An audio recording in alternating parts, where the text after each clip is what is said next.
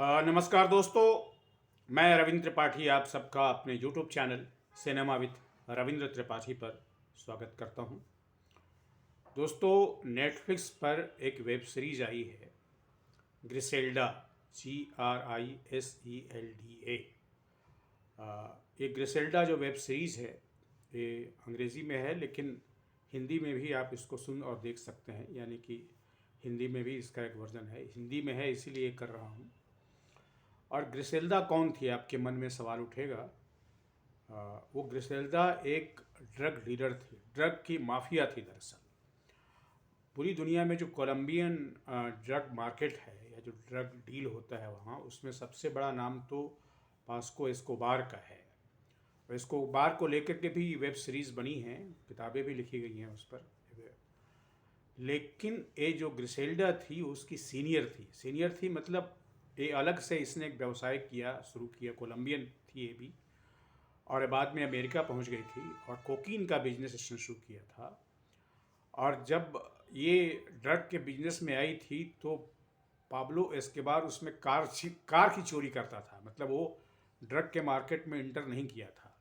ग्रिसेल्दा के माध्यम से ही शायद एक कहा जाता है, कुछ लोगों का कहना है कि वो स्वतंत्र रूप से भी उसने इंटर किया था, पर वो दोनों पार्टनर भी रहे एक समय तक।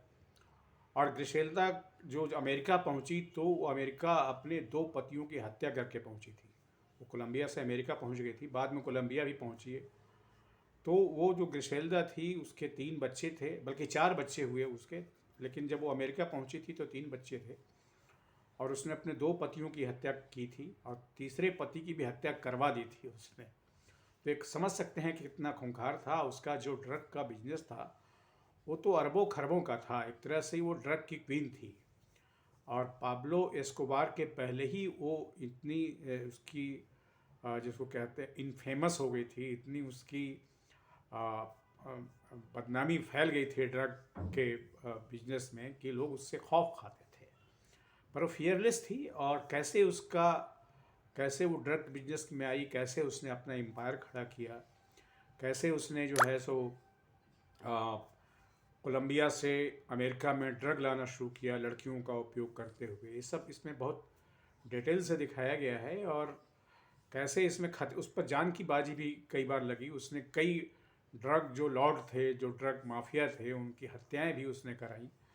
और कैसे उसको एक पर्सनल एंग्यूज से भी गुजरना पड़ा कई स्थलों पर। तो ये जो वेब सीरीज़ है, जब आप कोलंबियन कार्टेल के बारे में अगर आप जानना चाहते हैं, जिसके बारे में और भी वेब सीरीज़ बनी है, लेकिन ग्रिसेल्डा नाम की जो वेब सीरीज़ है दोस्तों, ये बहुत ही एक डिटेल कैसे एक महिला ड्रग वर्ल्ड में इंटर करती है, इसकी कहानी है। और इसमें जो ग्रिसेल्डा की भूमिका निभाई है वो निभाई है सोफिया वेरगारा। और इसके जो क्रिएटर और डायरेक्टर हैं वो आंद्रेस पैज हैं इस वेब सीरीज़ के।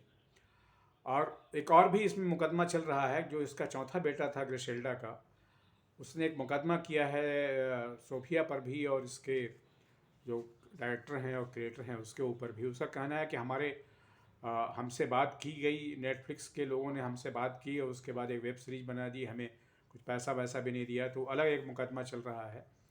और माइकल, अगर आपको नाम याद आता हो, गॉडफादर फिल्म अगर आपने देखी हो, गॉडफादर जो उपन्यास है उसमें जो गॉडफादर है, जो डॉन कॉर्लियोने है, उसका जो बेटा है, छोटा बेटा जो है माइकल, माइकल के नाम पर ही ग्रिसेल्डा ने अपने बेटे का नाम माइकल रखा था। मतलब उसके मन में थी, एक कल्चर था। ग्रिसेल्डा को अंत में जेल भी हुई, उसकी हत्या भी हुई, और उसने कई साल जेल में गुजारे। तो एक डिटेल्ड स्टडी है। और अगर आप क्राइम के दुनिया में आपकी रुचि है, क्राइम स्टोरीज़ में, क्राइम में नहीं, क्राइम स्टोरीज़ में, अपराध की कहानियों में अगर आपको दिलचस्पी है, तो जो ग्रिसेल्डा नाम की वेब सीरीज़ है, यू मस्ट वॉच इट। मैं इसलिए कह रहा हूँ कि अगर आप गॉडफादर के शौकीन रहे हैं, गॉडफादर फिल्म के शौकीन रहे हैं, और पाब्लो एस्कोबार के बारे में आपने सीरीज देखी, तो ग्रिसेल्डा के बारे में भी आपको इसलिए देखनी चाहिए कि ये जो माइथल है कि अपराध की दुनिया में सिर्फ पुरुष होते हैं, ऐसा नहीं है। महिलाएं भी उनका भी एक सशक्तिकरण का मॉड्यूल कह लीजिए, मॉडल तो नहीं, मॉड्यूल है।